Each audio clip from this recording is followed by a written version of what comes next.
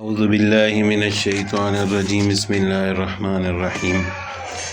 ما کان علی النبی من حرج، نبی پر کوئی مضائقہ نہیں اس بات میں، فی ما فرض اللہ لہ، جو مقرر کر دی اللہ نے اس کے لیے، یعنی اللہ تعالیٰ نے جو فیصلہ نبی کے لیے کر دیا، اب اگر نبی اس پر عمل کرے تو اس پر کوئی اعتراض کی گنجائش نہیں، اس میں کوئی حرج والی بات نہیں ہے۔ سنت اللہ فی الذین خلو من قبل، یہ دستور اور سنت ہے اللہ کی جو پہلے انبیاء علیہ الصلاۃ والسلام میں بھی یہ سنت چلتی آ رہی ہے، اس کا عمل رہا ہے۔ وکان امر اللہ قدرا مقدورا، اور اللہ ہی کا حکم مقرر ٹھہر چکا ہے۔ یہ اسی مسئلے کے متعلق ہے کہ آپ صلی اللہ علیہ وسلم نے اپنے منہ بولے بیٹے حضرت زید بن حارثہ رضی اللہ تعالیٰ عنہ کی بیوی حضرت زینب رضی اللہ تعالیٰ عنہ سے نکاح فرمایا، تو اللہ تعالیٰ نے فرمایا کہ یہ اللہ کے حکم سے ہے، اور جب اللہ تعالیٰ کسی کام کے بارے میں نبی کو حکم دے دیں تو پھر اس پر کوئی اعتراض نہیں ہو سکتا، جس طرح لوگوں نے طرح طرح کی باتیں کی تھیں۔ اور یہ پیری بیویوں کے موجود ہونے کے باوجود شادی کرنا یہ سنت ہے اللہ تعالیٰ کی جو پہلے انبیاء علیہ الصلاۃ والسلام میں بھی جاری ہوئی ہے، یعنی یہ صرف رسول اللہ صلی اللہ علیہ وسلم کے ساتھ خاص نہیں ہے، آپ سے پہلے انبیاء میں بھی یہ جاری رہی ہے، اور یہ دینی مصلحت کے تحت اللہ تعالیٰ نے انبیاء علیہ الصلاۃ والسلام کو زیادہ شادیوں کی اجازت دی تھی۔ اور خاص کر بعض انبیاء علیہ الصلاۃ والسلام تو ایسے تھے کہ جن کی بہت زیادہ بیویاں تھیں۔ حضرت داؤد علیہ السلام کے بارے میں آتا ہے کہ ان کی 100 بیویاں تھیں۔ حضرت سلیمان علیہ السلام کے بارے میں آتا ہے کہ ان کی 300 بیویاں تھیں۔ تو اگر رسول اللہ صلی اللہ علیہ وسلم کے لیے دینی مصلحت کے تحت زیادہ نکاح کی اجازت ہوئی، اور یہ نکاح بھی ان میں شامل ہے جو حضرت زینب رضی اللہ تعالیٰ عنہ کے ساتھ ہوا، تو یہ بھی کوئی حرج اور اعتراض والی بات نہیں ہے، بلکہ یہ اللہ کے حکم سے ہوا ہے۔ نہ تو یہ شان نبوت اور رسالت کے منافی ہے، نہ زہد و تقوی کے خلاف ہے، بلکہ اللہ کے حکم سے ہے، اور اللہ تعالیٰ نے اس میں مصلحت رکھی ہوئی ہے۔ اور یہ جو پورا اس میں واقعہ پیش آیا کہ حضرت زید رضی اللہ تعالیٰ عنہ کی شادی پہلے حضرت زینب رضی اللہ تعالیٰ عنہ سے ہوئی، پھر ان کی طبیعتیں آپس میں موافق نہیں ہوئیں، پھر طلاق کی نوبت آئی، تو اس میں بھی اللہ تعالیٰ کی ایک بڑی حکمت تھی،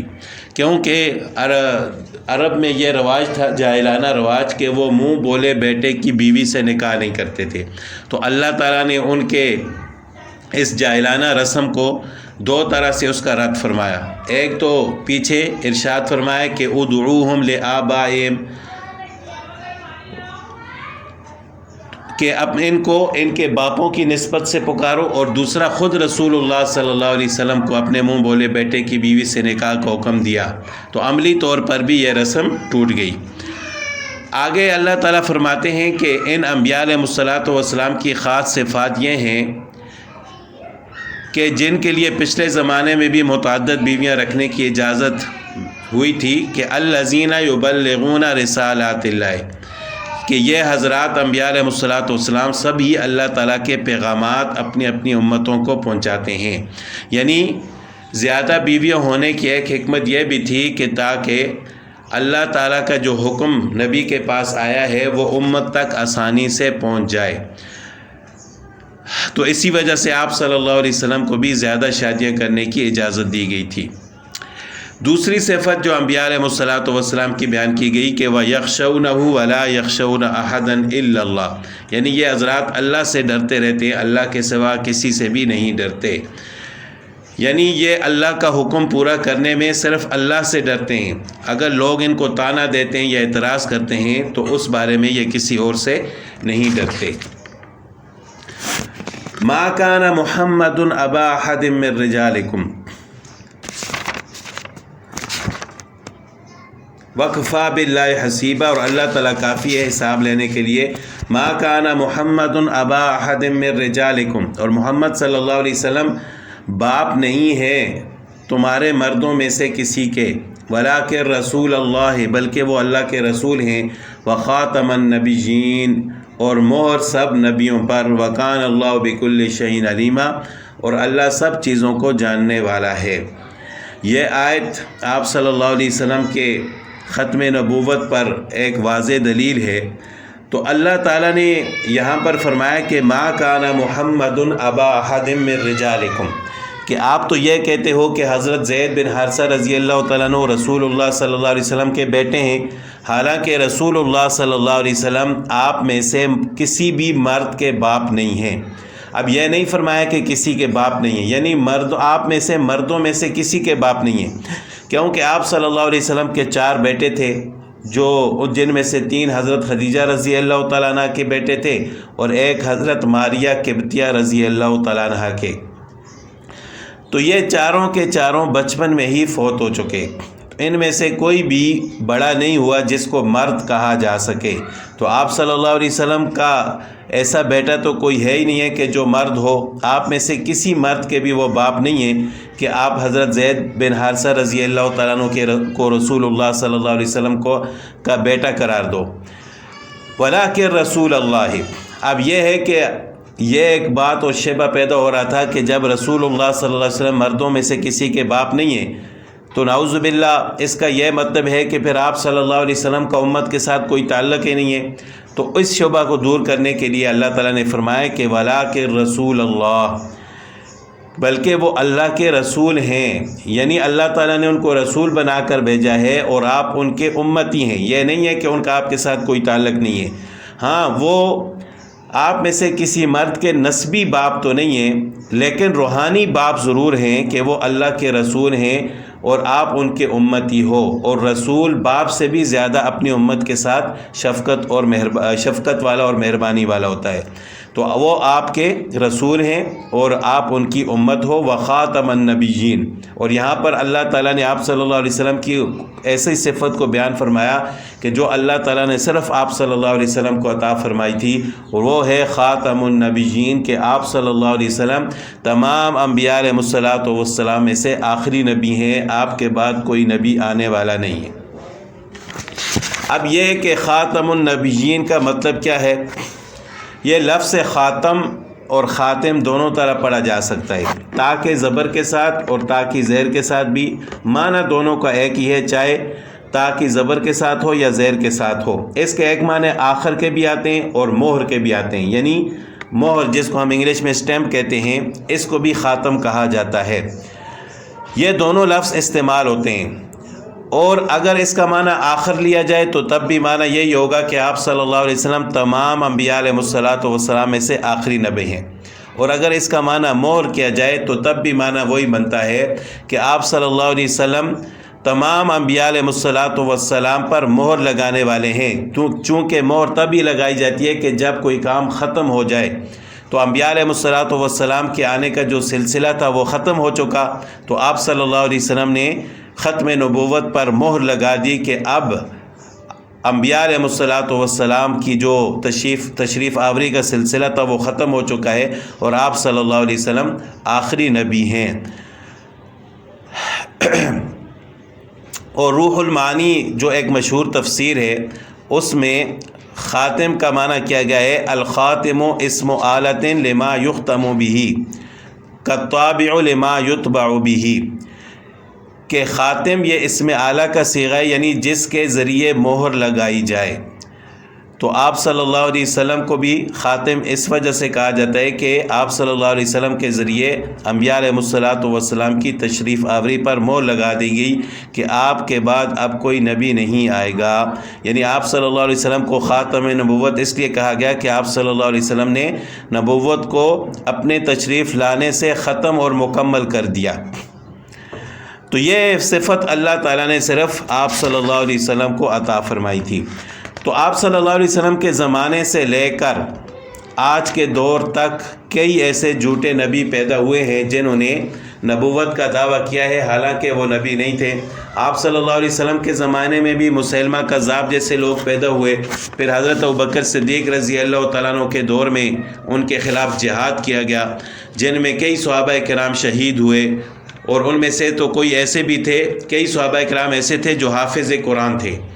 تو انہوں نے ختم نبوت کی خاطر اپنی جان قربان کی۔ پھر اس کے بعد بھی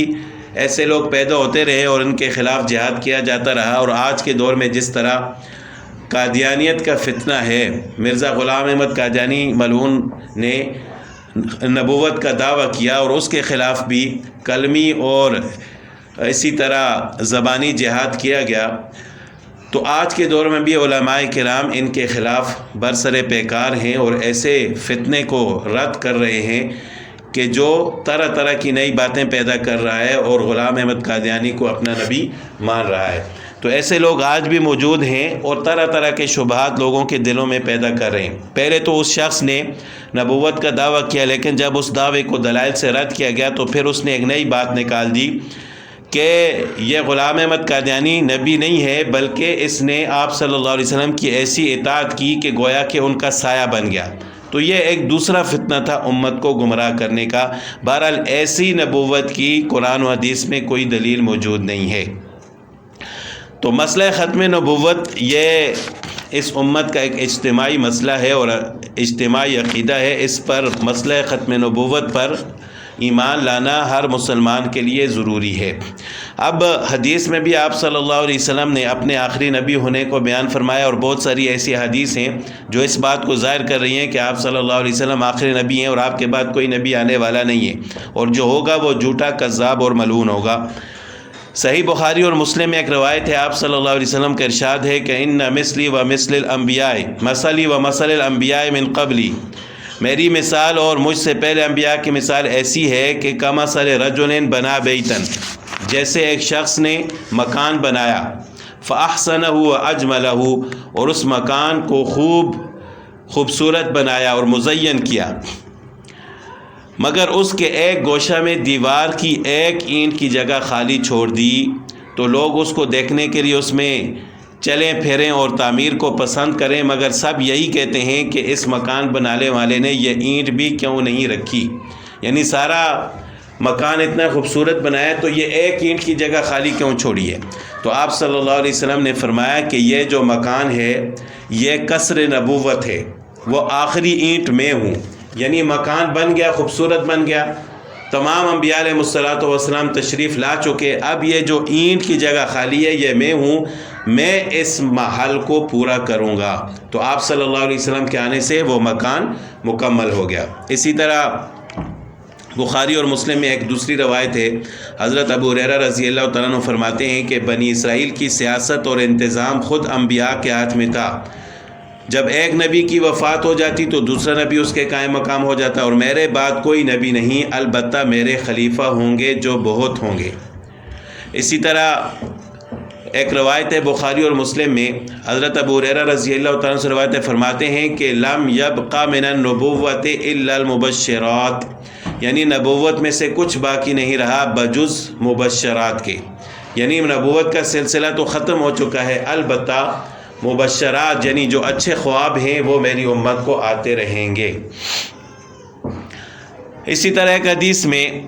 مسند احمد میں روایت ہے، حضرت صدیقہ عائشہ رضی اللہ تعالیٰ عنہ روایت کرتی ہیں، فرماتی ہیں کہ رسول اللہ صلی اللہ علیہ وسلم نے فرمایا میرے بعد نبوت میں سے کچھ باقی نہیں رہا بجز مبشرات کے۔ صحابہ نے عرض کیا کہ یا رسول اللہ صلی اللہ علیہ وسلم یہ مبشرات کیا چیزیں؟ فرمایا سچے خواب جو مسلمان خود دیکھے یا اس کے متعلق کوئی دوسرا دیکھے۔ اسی طرح ایک حدیث میں آپ صلی اللہ علیہ وسلم نے ارشاد فرمایا کہ ان الرسالۃ والنبوۃ قد انقطعت، کہ بے شک رسالت اور نبوت میرے بعد منقطع ہو چکی ہے، فلا رسول بعدی ولا نبی بعدی، نہ میرے بعد کوئی نبی ہوگا نہ کوئی رسول ہوگا۔ تو ان تمام روایات سے اور اس آیت کریمہ سے یہ بات ظاہر ہوتی ہے کہ آپ صلی اللہ علیہ وسلم خاتم النبیین ہیں، جس کا مطلب یہ ہے کہ آپ صلی اللہ علیہ وسلم آخری نبی ہیں، آپ کے بعد کوئی نبی نہیں آئے گا۔ اگر کوئی شخص نبوت کا دعویٰ کرتا ہے آپ کے بعد تو وہ کذاب ہے، جھوٹا ہے، ملعون ہے، ایسے شخص کو کافر کہا جائے گا اور اس کے ماننے والوں کو بھی کافر کہا جائے گا۔ اور امام غزالی رحمۃ اللہ علیہ نے اپنی کتاب الاقتصاد فی الاعتقاد میں یہ لکھا ہے کہ بے شک امت نے اس لفظ یعنی خاتم النبیین اور لا نبی بعدی سے قرائن و احوال سے باجماع یہی سمجھا ہے کہ آپ صلی اللہ علیہ وسلم کے بعد اب تک نہ کوئی نبی ہوگا اور نہ کوئی رسول، اور یہ کہ نہ اس میں کوئی تعویل چل سکتی ہے اور نہ کوئی تخصیص، یعنی تعویل کر کے کوئی اس کا کوئی اور معنی بیان کرے وہ بھی اس میں نہیں چل سکتی۔ تو بہرحال آپ صلی اللہ علیہ وسلم آخری نبی ہیں اور نبوت کا سلسلہ آپ صلی اللہ علیہ وسلم پر ختم ہو چکا ہے۔ یہ ختم نبوت ایسا عقیدہ ہے کہ جس پر ہر مسلمان کو ایمان رکھنا چاہیے۔ اگر کوئی اس میں شکوک و شبہات میں مبتلا ہوگا تو وہ اپنا ایمان ضائع کر دے گا۔